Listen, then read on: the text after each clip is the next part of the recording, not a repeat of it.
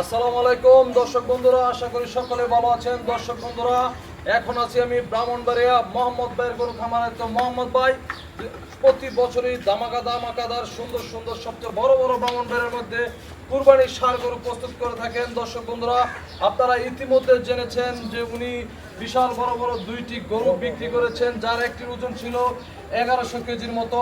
দর্শক বন্ধুরা, এই যে আরো একটি সুন্দর বড় গরু আছে, এই গরুটাও মাশাআল্লাহ 1 টন স্কেলের মাপে। আপনারা যারা কুরবানির জন্য সুন্দর সুন্দর বড় বড় সুন্দর গরু সংগ্রহ করতে চান, আপনারা চাইলে এই গরুটাকে সংগ্রহ করতে পারেন।